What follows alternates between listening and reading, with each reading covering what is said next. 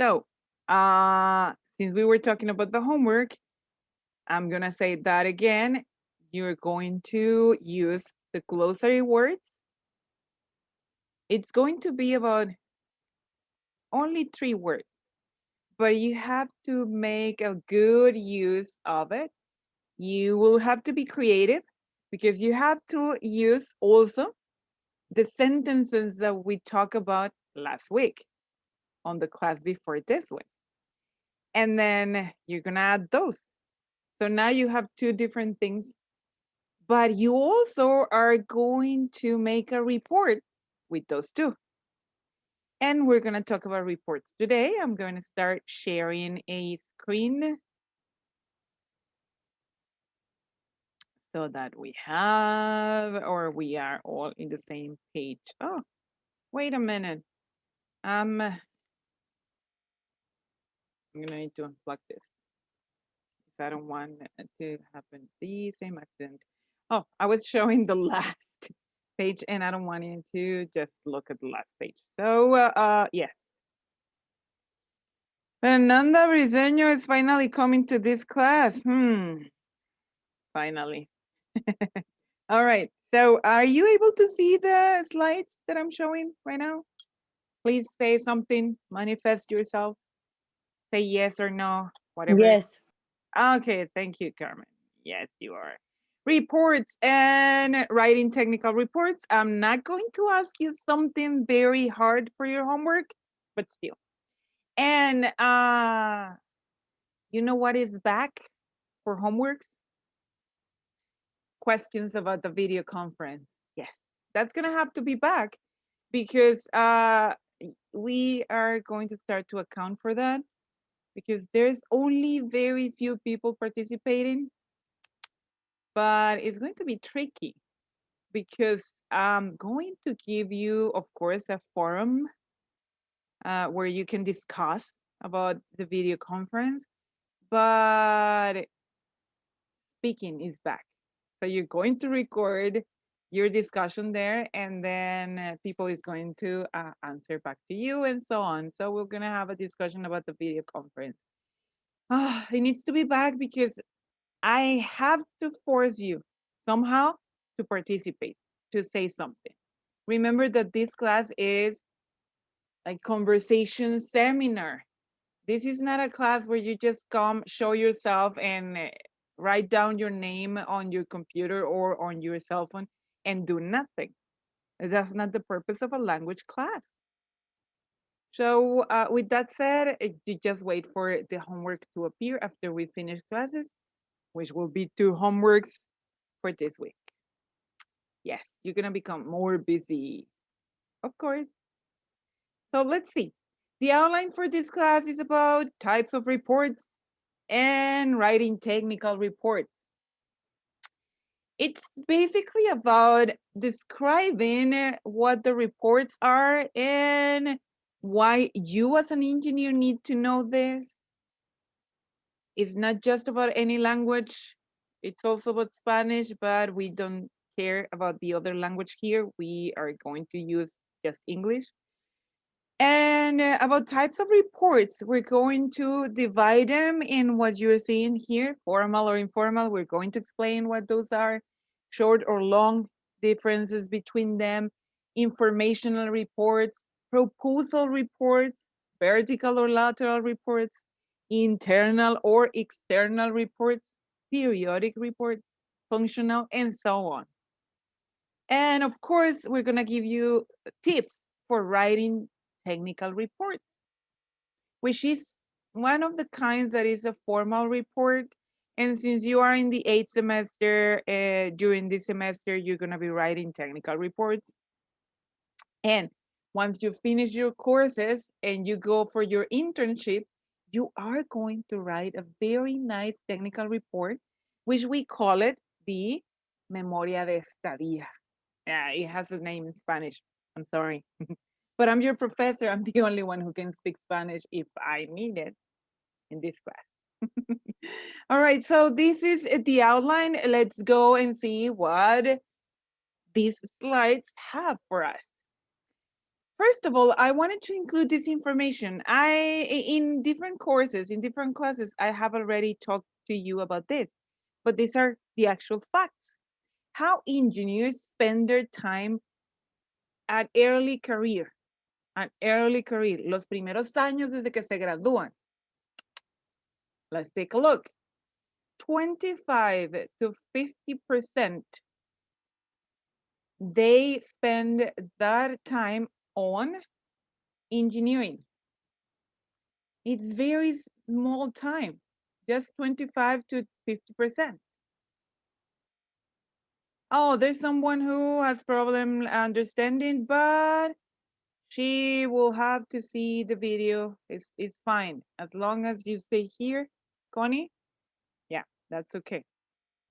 And like I was saying, only 25 to 50% is about engineering, designing, measuring, calculating, problem solving. And about 50 to 75% of the time, you are going to be communicating. And part of that communication is writing communication. It's written communication, writing reports, letters, memos, proposals. And part of the communication also, it's about giving presentations, talking to colleagues and bosses and customers and clients. But as you can see, a lot of the communication is written communication. And business speaking, professionally speaking, it's about reports. So that's why we need to touch that topic. And on this unit, since we're talking about vocabulary during this unit 1, then we'll take a time to talk about reports. Like a performance evaluation and job advancements usually depend more on communication skills than on technical skills. So let's go to the next slide. Let's see. What else do we have? How engineers spend their time later in their career. Talking about like probably after 10 years after you graduate. So it means less time in engineering. Can you see the difference?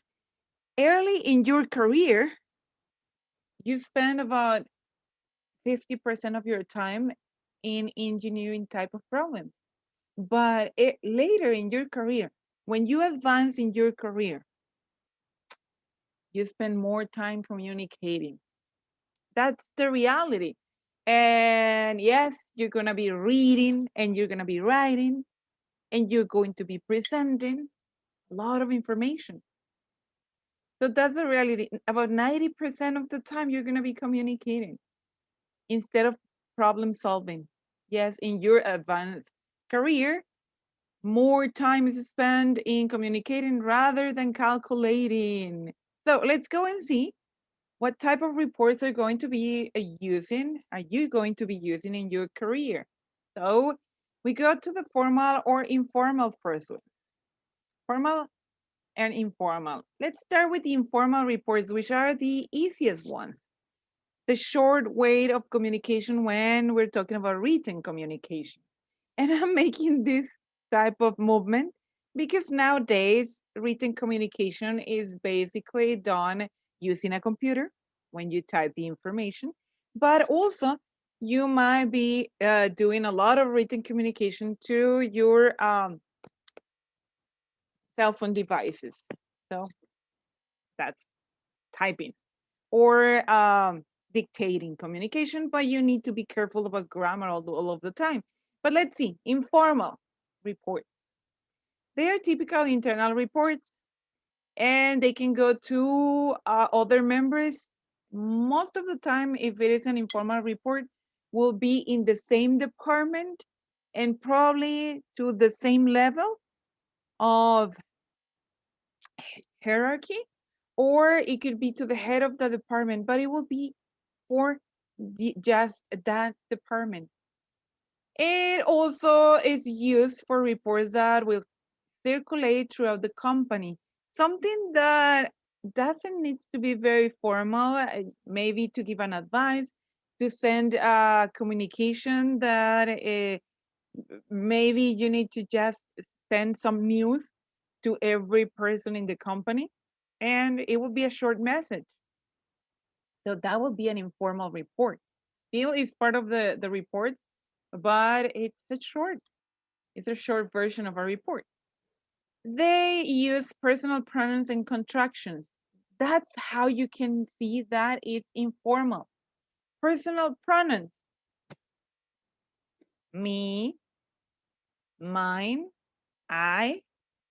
So when you're talking in informal reports, you usually use the personal pronouns.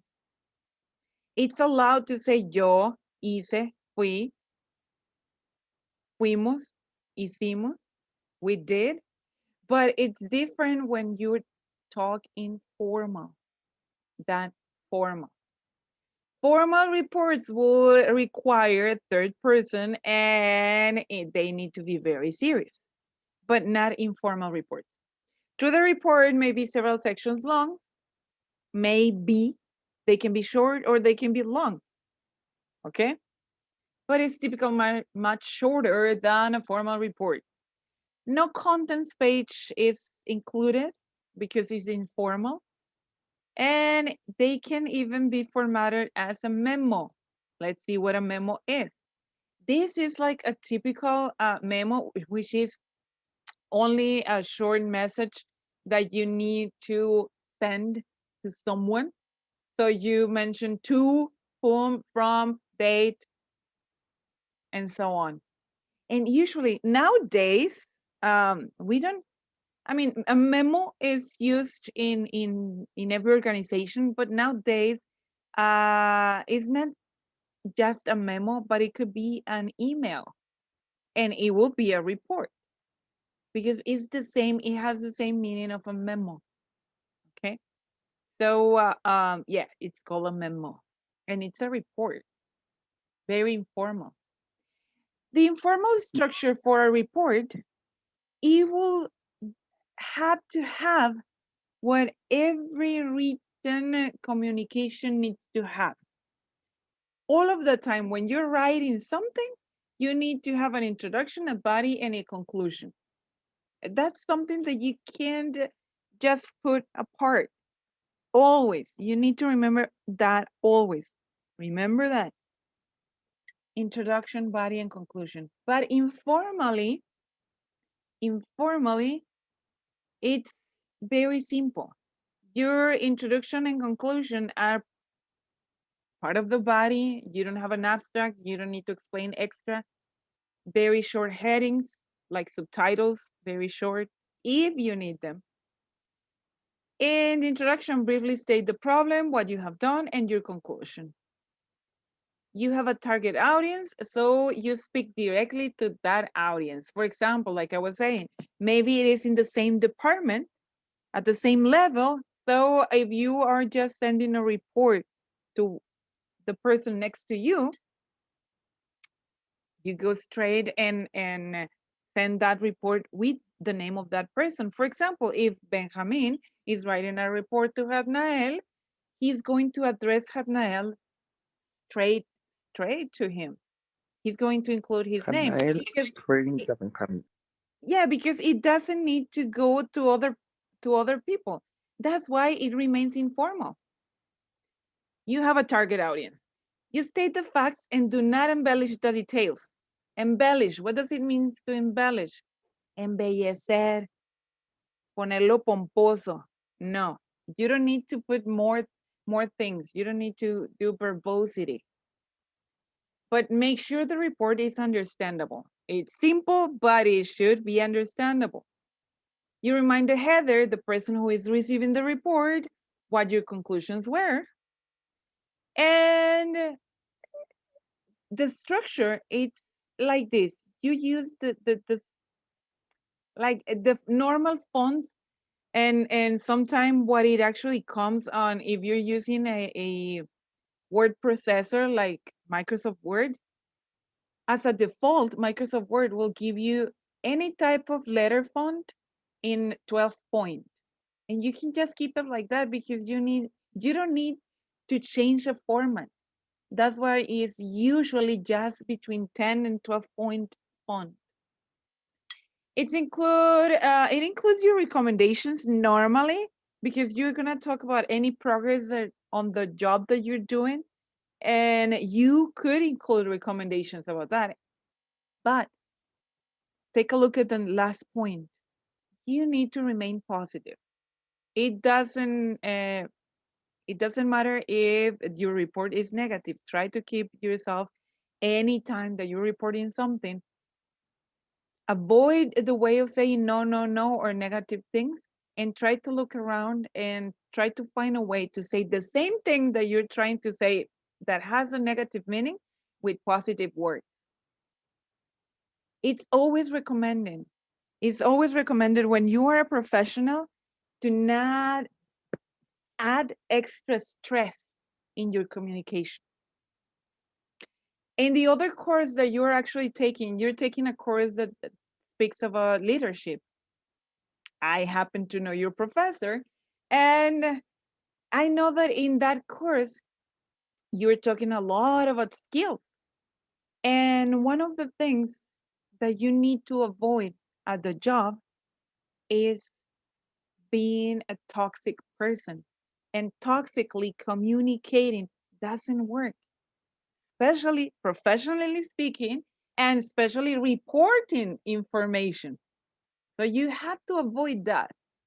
All right. So yeah, that was about informal reports, but formal reports, they are in a different way. They can go up to management, and that's why you need to keep them more formal. They have information that may include about investigating.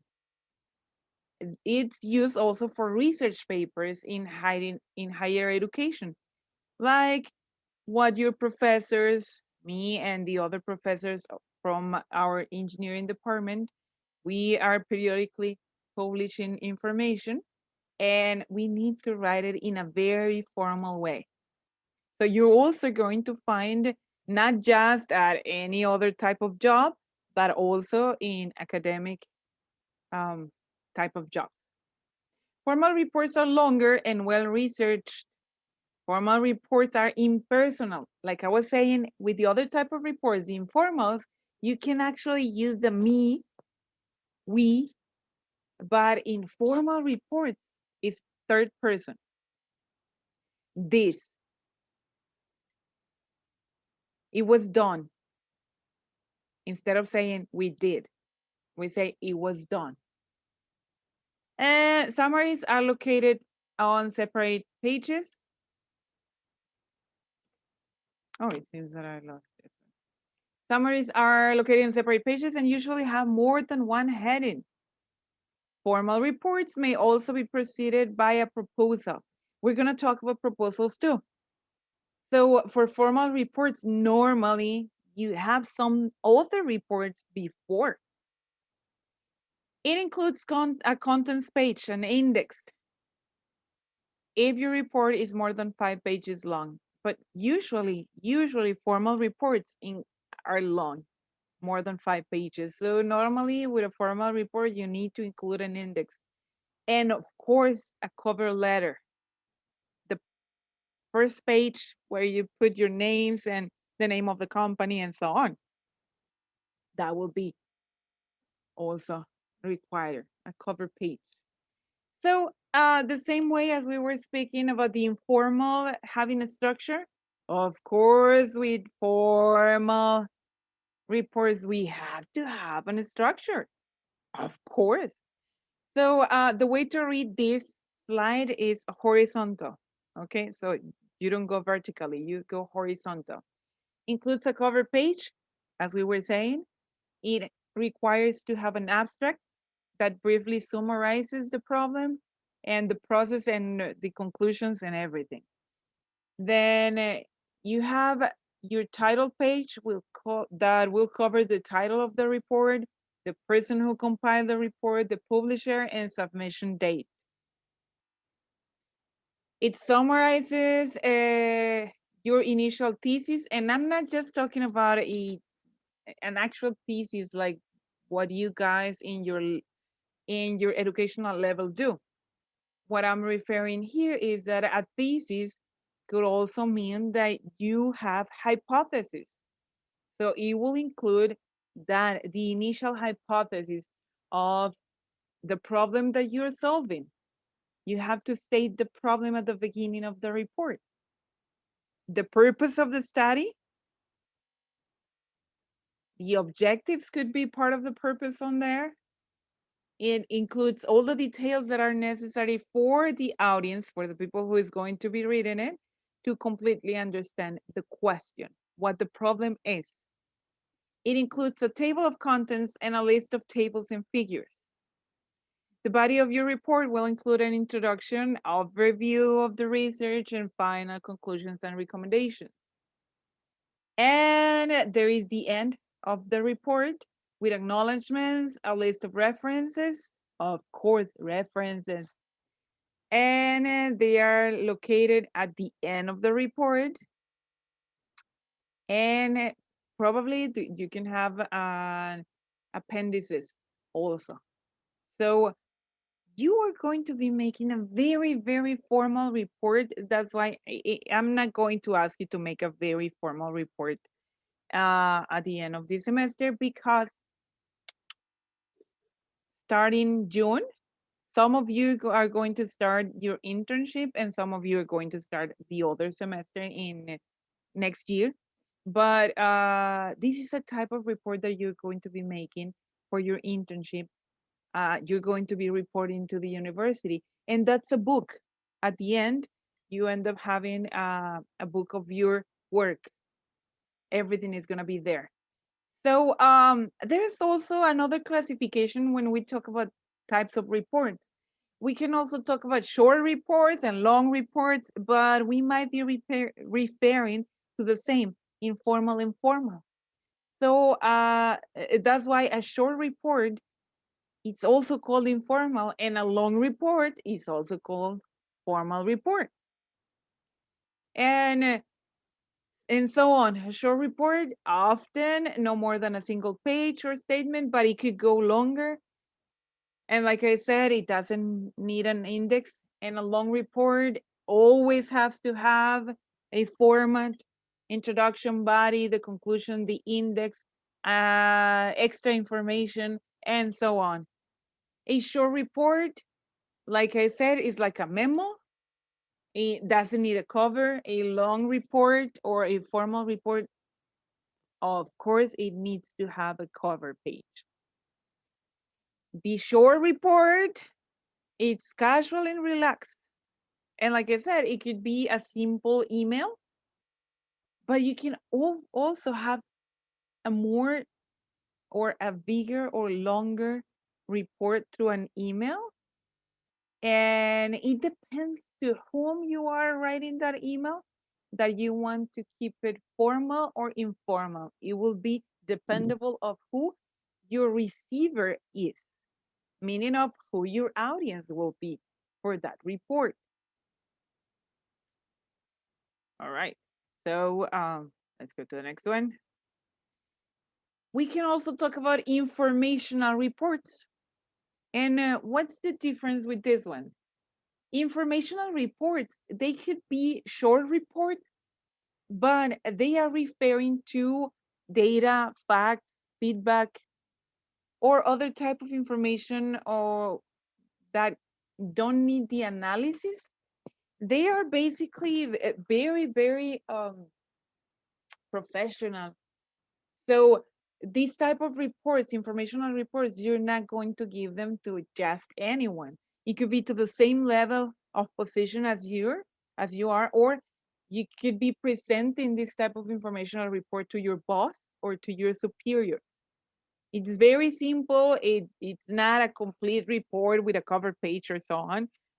That's what I'm thinking. It's a short type of report.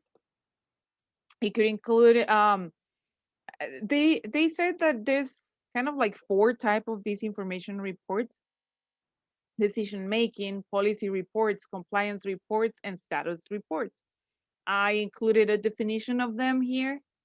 The decision-making are use of informational reporting that contains facts about monitoring and controlling operations. The policy reports, they provide procedures and guidelines for an organization.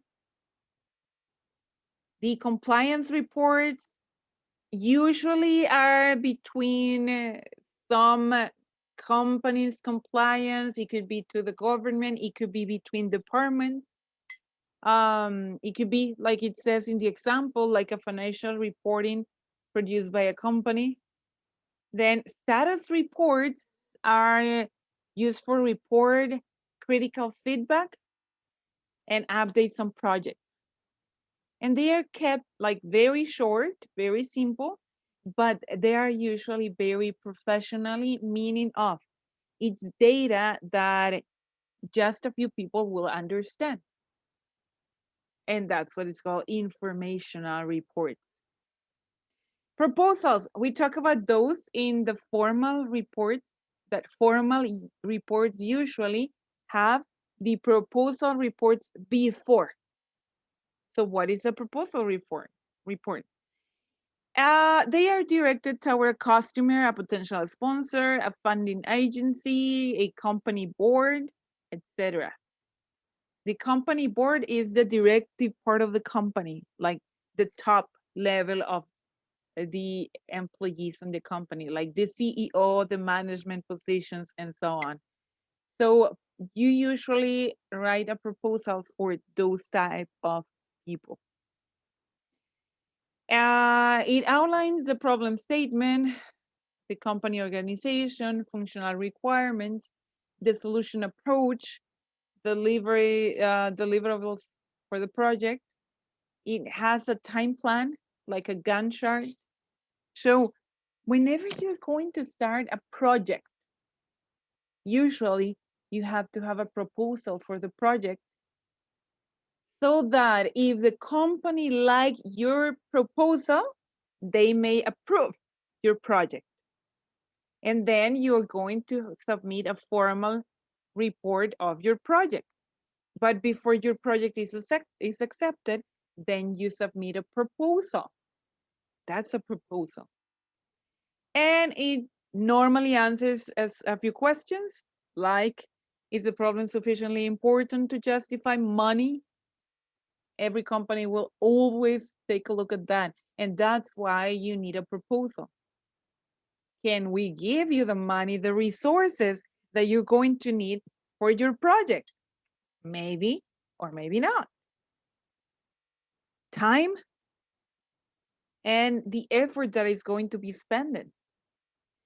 Is the project well-defined and realistic? Have you outlined a sound approach, including your ability to perform the task? That's what the proposal will answer. A proposal will answer those type of questions.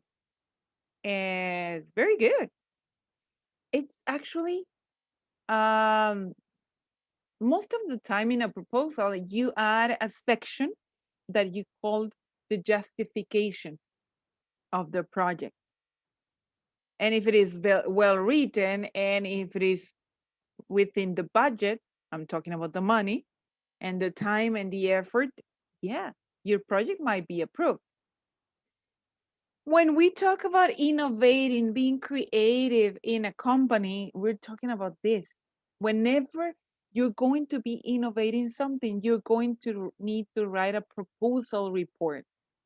So that's why proposals become very, very important professionally speaking. Okay? So never forget about this. You need to remember.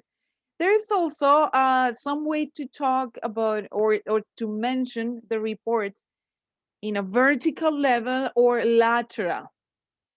Vertical type of reports, I included a very short definition here. Vertical type of reports represent the direction of the report, which will be like that. It will go up or it will go downward, the hierarchy, what you're seeing in that picture over there. Reports which go upward or downward the hierarchy are referred to as vertical reports, but you have lateral reports. They travel between the same organization levels, such as the accounting department and finance department, and helps correlate work in a company. So it's like the same level. It might be different departments, but at the same level of hierarchy. Yeah, you're going to encounter those type of definitions, vertical or lateral, but those are reports. And what I'm referring here is that it's communication. You remember that we talk about 25% to 50% of the time when you start your career as an engineer, professionally speaking, you're going to be solving problems. But 50% to 70% of your time, you're going to be communicating. And most of the time, you're going to be writing reports. And that's why we're taking the time to speak about this. And when you ascend, when you move the ladder of the hierarchy, you're going to communicate even more. So, reports. Let's get to the next ones. Internal or external. Yes, we can also include this type of definition of reports. The internal reports are what happens between usually the same levels and inside the company, inside the organization. But external reports, it's what comes from others or when we are communicating to others, to a different company, to the shareholders, to the outside. Sometimes it could be for communicating things to the government or credit institutions. So that's why it's called external. Whereas internal reports, I have been speaking only about internal reports, the formal and informal that I was referring, it was just about internal reports. Most of the time, if you're going to write an external report, it will have to be a formal report. You need to keep it very formal because it's going outside the company. It's going outside the organization. And you want to keep the image of the organization at best. Okay. So internal reports, examples is like routine reports, special reports, management level reports. External reports, they will be like I said, to the shareholders, to the government, to credit institutions, to stock exchange, and so on. So they are very important, but it's for outsiders. And okay, like quotation marks for when I'm saying the outsiders, because shareholders, it's like accionistas, the ones that they are not present all the time, but they are interested in your information, reporting the information. So you need to report. And that's also at the stock exchange is the same thing. They need to receive information about the company, but it's very, very, very formal. And it's not like just outsiders. Accionistas, the shareholders, they are insiders too. It's like las partes interesadas, something Yeah. like that. Stakeholders, yes. The stakeholders will be the partes interesadas. But stakeholders also include internal parts. So it's basically referring to internal and external, like also your providers for services, like outsourcing. That's also communication with them. And yes, that's stakeholders, and this is shareholders. But it's also, we could include, and that's why we have the etc. here, we could include some of the stakeholders for communication and that we need to report to them. Yes, Carmen. Periodic reports, very common. They could be periodic reports like daily reports, or they could be periodic reports like for an incident, for something that just happened, but we need to keep reporting about that. They could be like sales reports. Sales reports usually are like monthly, like every month you need to report what the sales reports is. Progress reports could be, like I was saying, like daily. weekly, monthly, and of course, annually. But the difference here is feasibility reports. They are different, but they should be periodic. I'm going to explain to you a little bit more about that. A periodic report or recurring report is a written document that summarizes the events that have occurred since the last periodic report was written. Yeah. Like I said, you need to keep reporting. And they have to keep the information in a chronological way. And that's what when it's referring that, yes, it has the events that occurred after the last report. So the last report was for December 2020, okay? So everything that happened to December 2020 has already been reported.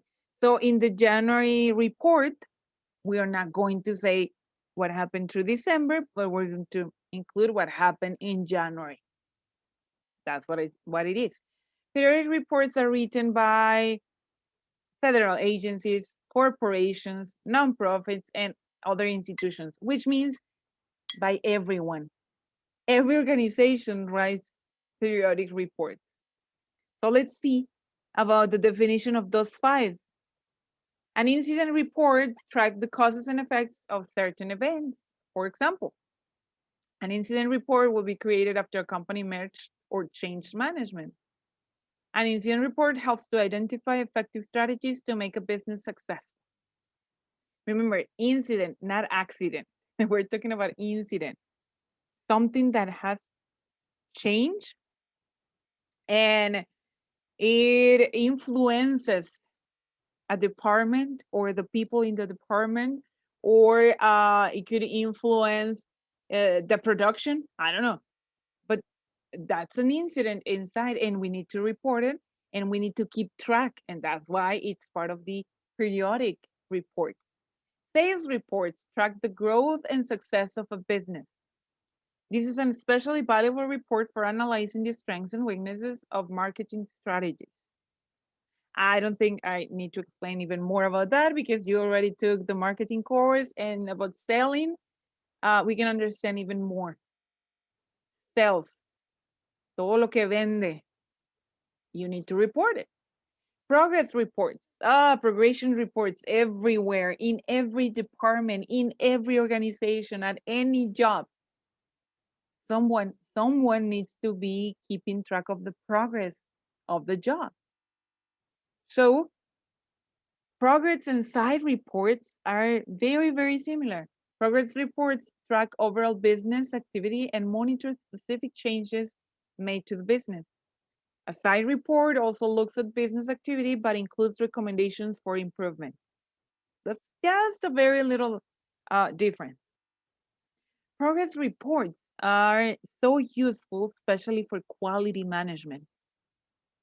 We've talked, you as industrial engineers have been studying about this since your third semester when you study administration or business administration. And there was another course, another class, which was the name was quality management or administración de la calidad. So progress reports are part of that. For every control that you have and that you are measuring inside a company, you need to make a report. So you will encounter yourself submitting a lot of these reports. And that's why they are periodically. Some of those reports are daily. They need to be daily done. Especially, like, I'm going to make an example. If you are part of the maintenance department, everything that you're doing in maintenance, mantenimiento, everything that you're doing, you need to be making a report. And that should be a side report. Very similar to the progress report, but also including recommendations. That could be to the person who is managing that equipment, or it could be to the other person and the next shift. For example, you are the person in maintenance on the first shift. You didn't finish the maintenance, so you need to write a periodic report about your shift. Then it comes the second person on the second shift who works in maintenance, and that person needs to continue your work. So that person is going to take a look at your report, is going to read it, is the guidance to continue with the job. That's why it's strictly important to use this type of reports. And the last type of periodic reports is the feasibility report. And this one is used to determine whether or not a change or strategy is feasible or in the best interest of the business. This one is a little more complicated, but it's also periodic. It's not as common. You won't have a feasibility report every day or every week, and probably not every month. But it's so necessary.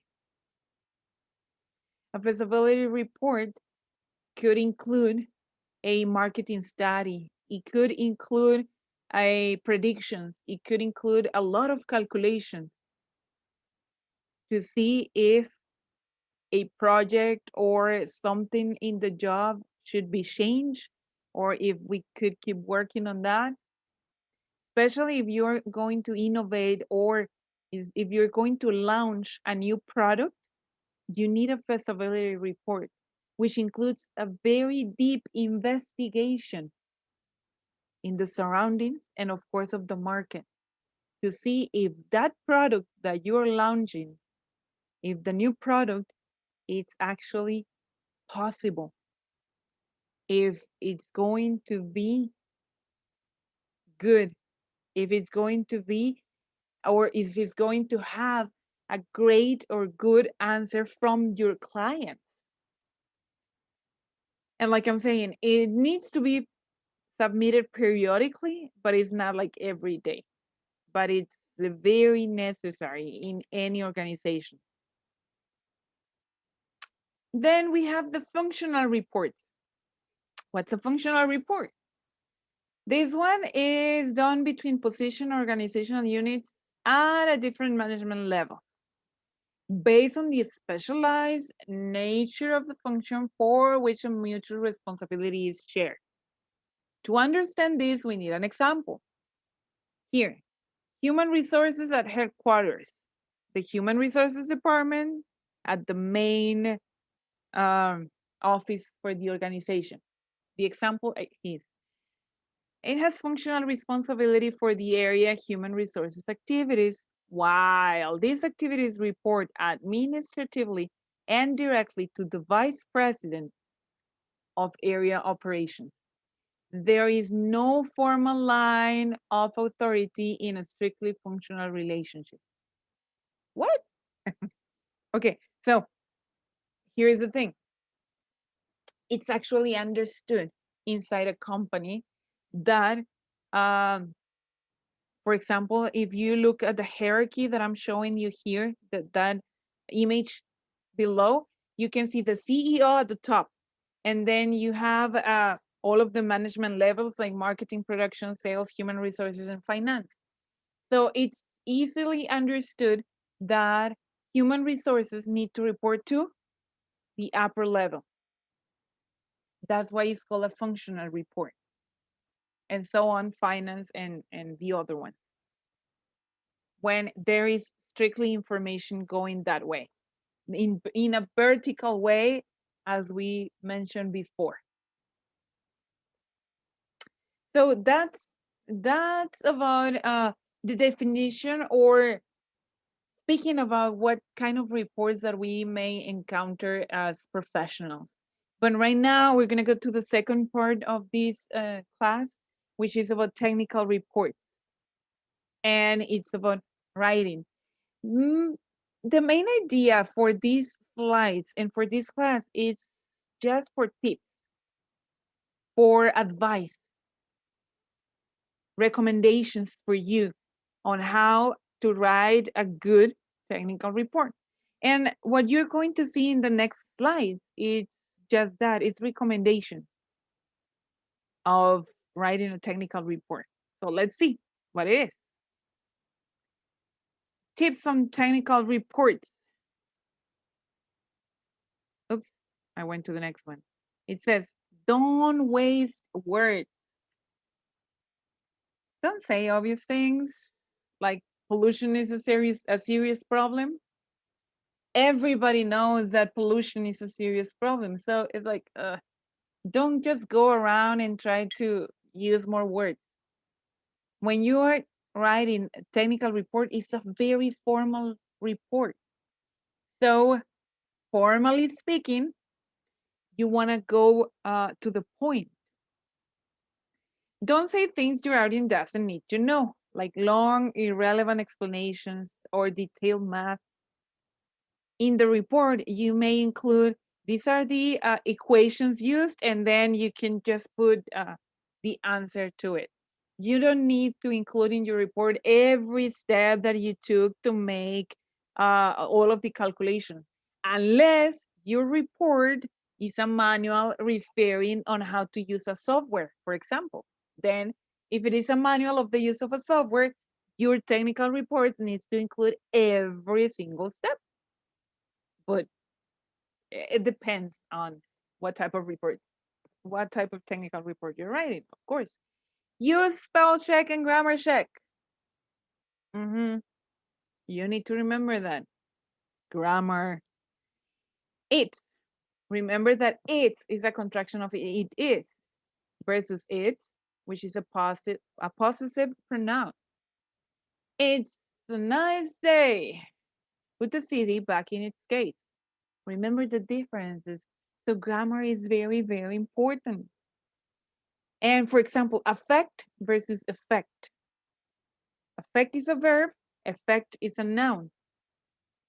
Stress affects everyone differently. The effect of stress can be negative. You see, you shouldn't confuse the words because the meaning at the end may be totally, completely different. So you need to be very careful. Include proper citations of others' work. What this professor has been telling you since you were in the first semester of your education and your major at this university. You need to remember the authors. You need to mention the authors of the work. So you need to cite them. Some more. Use full term, then put the acronym in parentheses. When you're going to abbreviate something. For example, when you're talking about the PDB,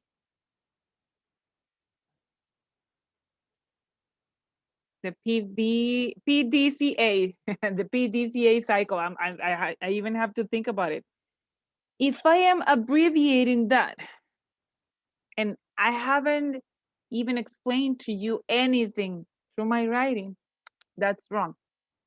PDCA cycle is the Deming cycle, Plan, Do, Check, Act. But you need to first write the full term and then the acronym in parentheses, and then you can keep using it. I really like this next point, eliminate fluff. Let's take the example. Back in the year of 1973, a man by the name of John Smith, basically, it's like, that's a lot of fluff. This is written equivalent of like. So you don't need to mention all of this information when you are in a technical report. You don't need to say back in the year of 1973. You can just say in 1973, John Smith, and that's it. Avoid vague generalizations like very expensive, very difficult, very high temperature. Like I told you before, very, never, always, little, a lot. That's a generalization that doesn't really tell you much, because very expensive to me could be very different to what you know about being expensive. Very expensive to you could be like 2,000 pesos. And to the organization, 2,000 pesos is nothing. To an organization, something very expensive could be understood like 2 million, something like that. So that's why you need to avoid writing with those words like very, never, always. No, that's not for technical report. No, that's not for technical writing. Another recommendation, proofread carefully. Look for missing words, extra words, and wrong words. Like, do and do. Form and from. There and there. And and. Where and where. So when you're writing, and especially since this is not your first language, since this is your second language, English, then you may have these type of mistakes when you're writing. So you need to proofread. And let me tell you something, very good advice. Ask a peer, ask a friend, ask another friend. For example, if Carmen is writing something, she can ask Gilberto to check, to proofread carefully. It's useful to ask another person to proofread. It's normally better because you might believe that your work is perfect and it's done. And it might not be. It might not be perfect. Proofread carefully. Like what I'm putting here. Somebody can somebody from the audience, from all of you, explain to me what you're seeing in this picture? Because I'm gonna talk about proofreading here. What are you seeing on this picture, please?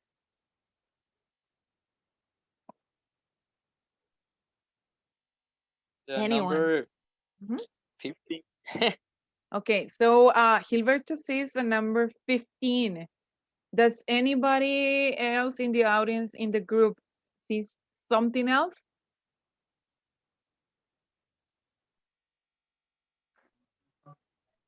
It looks like crema Bavaria. Okay, so it looks like cream, okay, like whipped cream on top of a Bavaria or something like that. Yes, okay, yes. But more related to the number. What else do you see on the number? Is it really written 15? It is negative. Oh, okay. So Gabi, you found something else. So this is the thing. Probably Gilberto wrote or wanted to write 15, but it had extra whipped cream and he put another line. So Gabi is proofreading and Gabi is seeing a minus 15. So 15 and minus 15, the meaning is very different. With that minus sign, we have a different meaning. That's proofreading. You need to check for everything. Thank you, Gilberto and Gabi. Thanks to you. Avoid sentence fragments. Every sentence must have a subject and a verb. So you need to complete your sentences. So like this. Also to measure things about the tube. It doesn't have the subject and verb. So you need to complete all of the sentences. It also needs, or it is also needed to measure the things. Still is not a full sentence. So you need to consider to check, review, proofread, check it a lot of times. Avoid choppy sentences. It is referred to the last advice that it was given here. Like sentences that are not complete or that have repeated words and phrases. Example, this report is about permeation tubes. Period followed in the same space. Permeation tools are devices that you're repeating. So you need to avoid that. And a good example of changing this is this report is about permeation tubes devices that blah, blah, blah, and so on. Another advice, watch out for misplaced modifiers. The example here, being poisonous, you have to be very careful about leaks. Man, the meaning of this is very different to what you actually wanted to say. Here is the answer, what is correct. Since the gases are very toxic, care should be taken to avoid leaks. That's why you need to be very careful when you're writing something, especially in technical reports. Very serious writing. Being poisonous is actually referring to like a person or an animal. And you were talking about tubes, pipes that have gases in fluid. So it's like, what? So now correcting that, since the gases are very toxic, care should be taken to avoid leaks. Good. Then some other recommendations, cut and paste from the lab right up. Careful about that. But if you're talking about a report that you already have the written procedure, then when you are reporting, you can cut and paste that procedure, but change the timing. Because the procedure of some lab experiments are written in present. In a report, when you want to talk about the methodology that you followed, you need to speak or you need to mention those in past tense because it already happened. The report is after you finish the work. Data used as singular or data used as plural. Be careful of that. Too many six figures.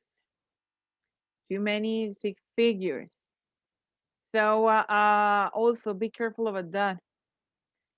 In engineering, you already know that you use the scientific way to using numbers. So you want to use the numbers to with the base of 10.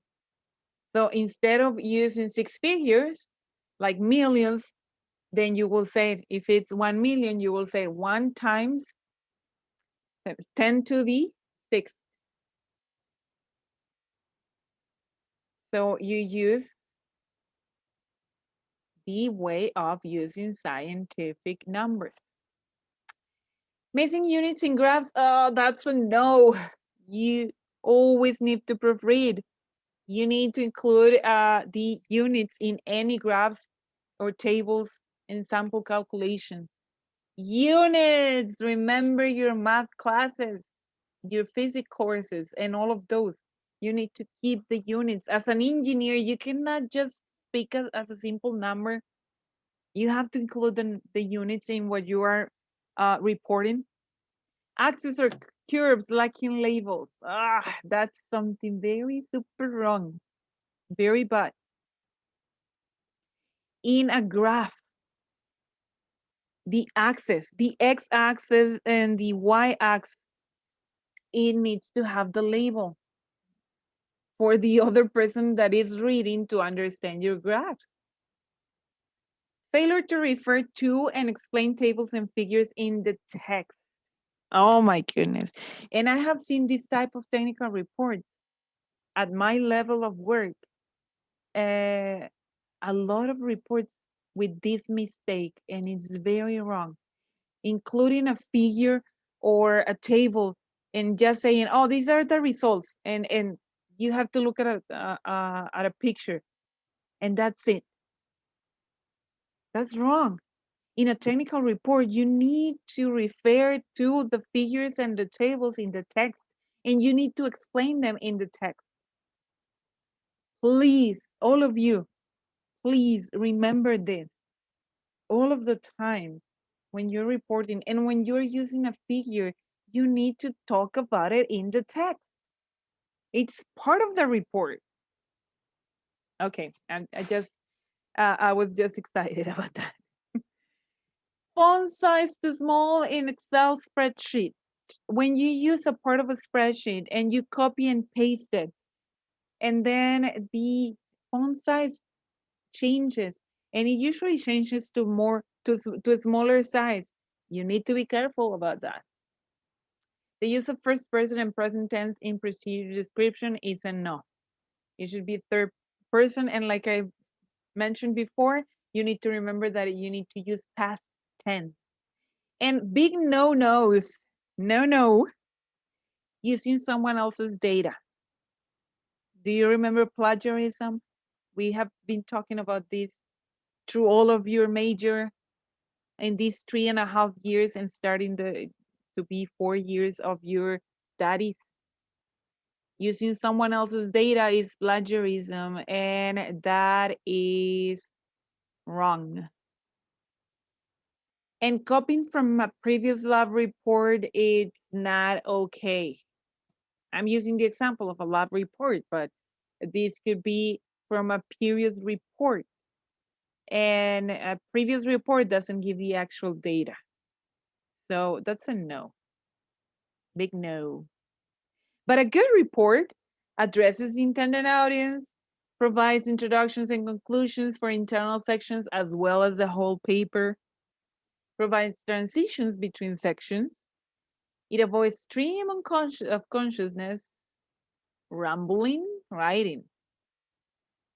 It looks professional in style and appearance. It recognizes that the document should be persuasive because a good report should persuade your audience that it's a good report. And it should persuade your audience to keep on reading from the beginning to the end, all of it. So here you have a few recommendations for writing anything, not just a technical report, but anything that you're going to be writing. Always free-write a rough draft. Free-write a rough draft. Siempre hagan un borrador. Free-write a rough draft. Just write. Don't proofread, edit, revise, correct, look back at all. No, it's a draft. It's the first version. That's fine. But then revise. Organize, check for introduction and conclusion for all the sections, build-in transitions, get rid of excess verbiage, el verbo excesivo, spell check and grammar check. Revise again. Read it out loud. This can help you detect awkward phrases, missing commas, etc. And you can always rely on a peer. Like I was saying, you can always ask another person. I made the example before, and I'm going to make the example again. Like Adriana may be writing something, and she can ask, who of you, Fernanda, and Fernanda can check and revise, and it is another person revising your work. It's always helpful. But like I'm mentioning, you need a draft. This is the best recommendation ever. In any report, anything that you're writing, first, do a free write, a rough draft. Escritura libre de un borrador. All right. And there is a phrase here by Isaac Bashevis Singer. He won the Nobel Prize in Literature in 1978. He said, I believe in miracles in every area of life except writing. Experience has shown me that there are no miracles in writing. The only thing that produces good writing is hard work. Really? Well, yes. And it's telling us a person who was an expert. He was an expert in writing. So yeah, there's no miracles in writing. No, it doesn't happen. That's why you need not just the experience on writing. You need to do these things that I was recommending. Write a draft and revise it several times. And still, sometimes when you revise something that you write, you still find mistakes. But it's only about hard work. And let's see this, by virtue of being an engineer, you are a technical communicator. Yes, you guys are technical communicators, and that's why we're taking the time to talk about technical reports. Yes. Engineering is a people-oriented profession, especially industrial engineering. Engineers not only develop technologies, they help people make use of technology. Engineers must communicate with regulators, funding agencies, suppliers, clients, customers, the media, and sometimes the general public. I'm going to show you some examples. Well, it's just an example, but when the difference of communicating with the general public, with a town, and with communicating with your peers, with some other engineer, because you're an engineer. You must communicate your subject matter expertise. Engineers communicate their methods, results, conclusions, and recommendations so that information can be understood and used by a variety of people. Engineers generate raw data and then turn them into information to help people solve problems. Let's see what it means. For instance, this is the example, if you have installed a monitoring well, un pozo de monitoreo, okay, on a resident's property to track the movement of benzene spreading through the groundwater from a nearby leaking gasoline tank, you have several different jobs. You have to measure and record the levels of various contaminants. You have to issue a report for your technical supervisor, which is about the levels, if they are increasing or not. And then you have to also report to the homeowner about what's happening to the people who is in the surrounding area. So the problem here is that you have a gasoline tank that is leaking. And you already know that that's very dangerous for the people. So you need to install a well for monitoring the data. And here's the thing. You end up with this data. I'm presenting you a table here. It says phenols and metals, summary or maximum contaminant concentrations and human health criteria, all units in micrograms per liter. Chemical, maximum safe concentration, and found in groundwater.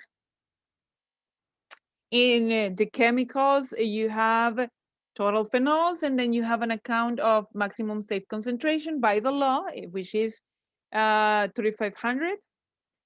Found in groundwater, then you have 15,000. Super different. Okay, now you can understand this data because you're engineers also. Metals, beryllium, cadmium, chromium, mercury, nickel, lead, and thallium. And then you have the maximum concentration, whereas comparing what you're founding in the groundwater, which is super different. Take a look at for example, the beryllium, 0.037 should be the maximum safe concentration. And you are finding 15 micrograms per liter, which is a lot. Mercury, which is so toxic, 0.144, it's the maximum concentration that is safe. And then you're finding that this water has 0.400 micrograms per liter, which is a big difference, 4 times of difference. And nickel, you are kind of close to what it should be.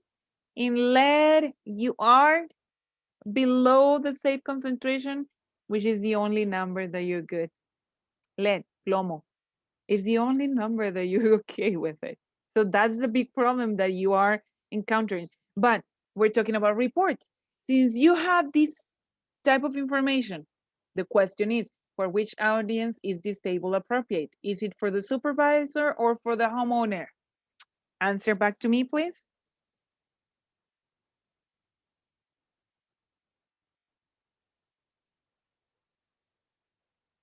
For which audience is this table appropriate? For the supervisor or for the homeowner? Alejandro?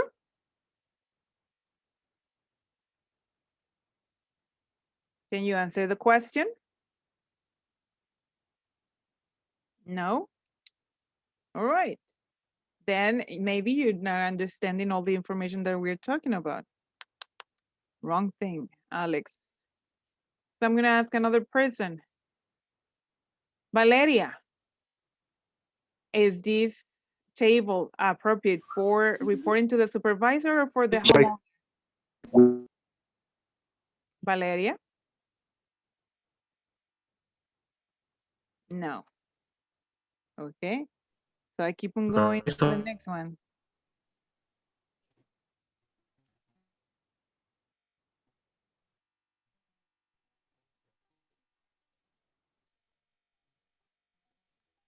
So I'm going to ask Anna. Anna, is this information appropriate for a supervisor or for the homeowner?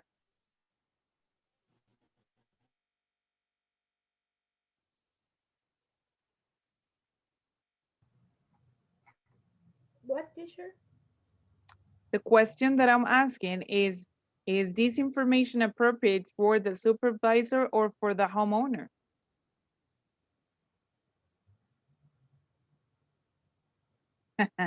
Now my audio is failing. My audio is failing. Okay. Ramon, thank you. So finally we have someone participating. Supervisor. Ramon and okay, Anna and Ramon. Good. Thank you. Yes, of course it's for the supervisor. You cannot talk about like this for a homeowner. You don't even know the background of the homeowner. You don't know if the homeowner is an engineer. So it's not correct. That's why it separates the way that you, Sorry, the audio was bad. In the audio is bad. Okay, but you can see the question here. I'm only repeating the question. You can see it and then you participate. All right, so the next slide will tell us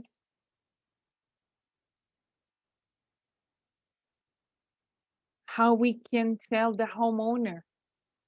For a residence owner, we can use the picture to explain, and then we can describe with the picture what is happening.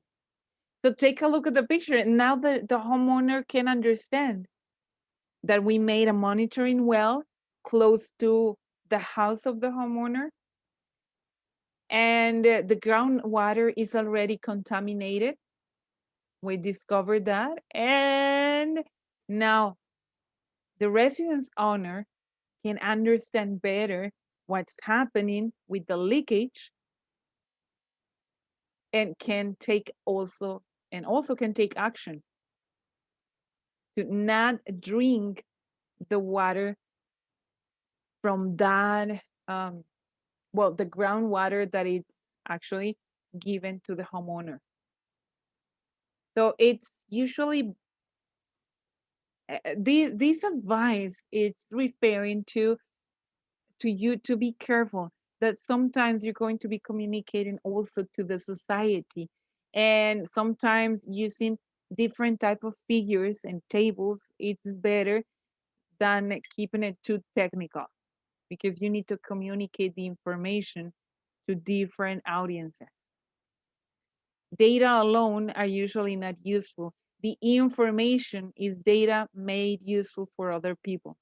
That's what I was referring to. You need to keep the information. There is also something that is called the information life cycle. Data are what we record, observe, copy.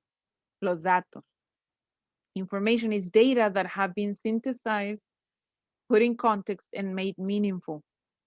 Knowledge is enough information to allow you or someone else to do something that produces new data or information. You just need to keep that in mind whenever you're writing something. It's not the same, data is not the same as information and as knowledge, but they are kept into a cycle like this. Data, information, and knowledge.